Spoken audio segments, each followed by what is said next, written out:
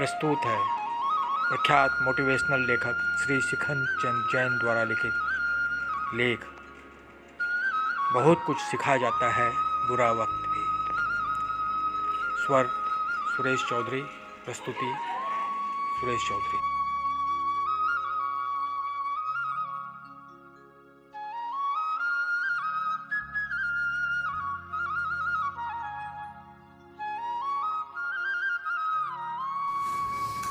नमस्ते। आज का विषय है बहुत कुछ सिखा जाता है बुरा वक्त।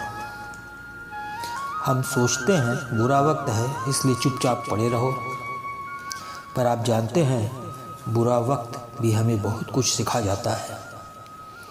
बुरा वक्त किसी को अच्छा नहीं लगता और हर कोई हमेशा अच्छे वक्त की ही उम्मीद करता है, लेकिन सब कुछ हमारी उम्मीदों के मुताबिक कहाँ हो पाता है।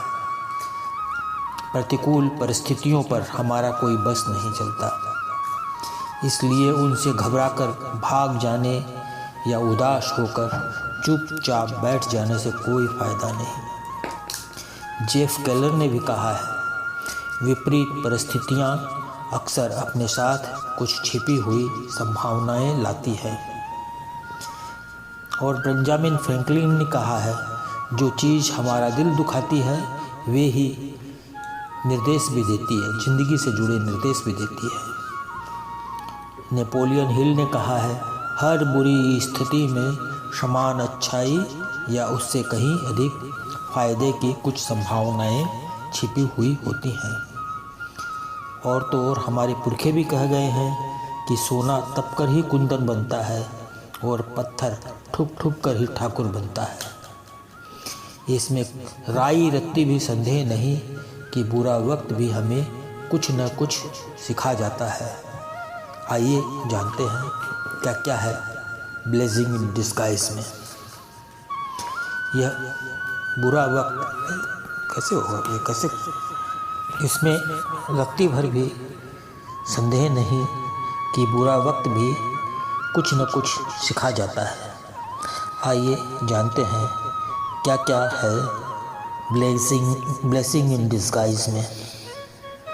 यह बुरा वक्त हमें मजबूत बनाता है। जानिए कैसे। कभी कभी आप जब किसी गंभीर बीमारी का शिकार होकर उससे उबर आते हैं तो फिर छोटी मोटी समस्याएं आपको परेशान नहीं करती। बीमारी हमें छोटी मोटी चीज़ों को नज़रअंदाज करना सिखा देती है। हम समझने लगते हैं कि हर चीज़ हमारे नियंत्रण में नहीं, इसलिए उन माथापच्ची करने से बेहतर है कि जो चीज़ मेरे लिए महत्वपूर्ण है उस पर ही खाली फोकस किया जाए। और बुरा वक्त आता है तो हम कृतज्ञता का गुण भी सीखते हैं। जैसे बुरे वक्त में जब लोग आपसे दूर दूर रहने लगते हैं तो आपको समझ में आ जाता है कि आपका सोशल सर्किल बहुत कमज़ोर है या लोगों का आपसे अटैचमेंट नहीं है। इसलिए स्वार्थवश या अपनी गरज के लिए ही सही आपको उनसे अच्छी तरह बातें करना, चिरोरी करना, चार लोगों के बीच उठना बैठना आ जाता है। साथ ही आप यह भी समझने लगते हैं कि किसी से सिर्फ काम निकाल लेना उचित नहीं, बल्कि काम होने के बाद उसको शुक्रिया भी कहना पड़ता है। और तो और इस बुरे वक्त में हमारी छिपी हुई क्षमताएं भी उजागर हो जाती हैं। कई बार हमारे अंदर कुछ ऐसे गुण छिपे होते हैं जिनका हमें खुद ही पता नहीं होता, या फिर ऐसे गुणों की हमें ज़रूरत ही नहीं पड़ती, तो हम अपने सीमित ऊर्जा और सीमित प्रतिभा का ही इस्तेमाल करके अपना काम चलाते रहते हैं।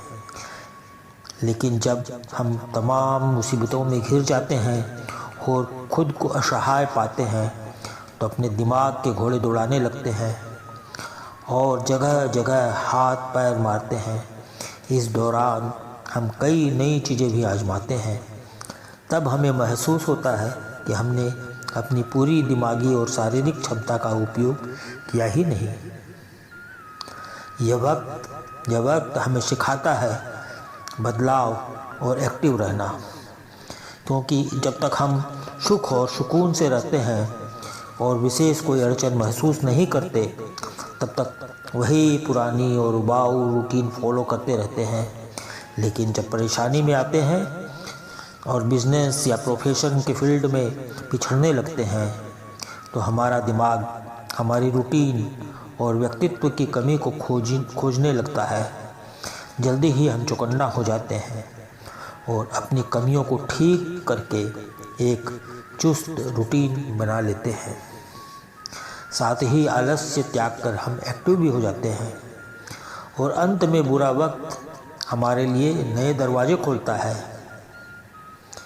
जब तक विघ्न न पड़े तब तक हम उपलब्ध अवसरों को ही सब कुछ मानते हैं, कंफर्ट जोन में खुद को समेटे रखते हैं और जो कुछ कर रहे हैं और जो कुछ कर रहे होते हैं उससे अलग या बड़ा नहीं सोचते। लेकिन जब मुसीबत आती है या मौजूदा प्रोफेशन अथवा कारोबार में किसी प्रकार की समस्या आती है, तो हमारे दूसरे एम्प्लॉयर, ग्राहक या क्लाइंट्स का दरवाज़ा भी खटखटाने को मजबूर हो जाते हैं। इस दरमियान कई बड़े बार हम अपने पहले से ज़्यादा गुण ग्राहक मिल जाते हैं जिन्हें हमारी सर्विस या प्रोडक्ट की ज़रूरत होती है। इस तरह हमारे पहले से भी अच्छे दिन आ जाते हैं। उससे आत्मविश्वास और आत्मसम्मान भी बढ़ता है। तो भाइयों, इस तरह हम देखते हैं कि बुरा वक्त उतना बुरा नहीं होता जितना हम सोचते हैं। इसलिए सदैव पॉजिटिव सोचना चाहिए। यह आलेख प्रख्यात विख्यात मोटिवेशनल राइटर श्री शिखर चंद्र जैन द्वारा लिखा गया है।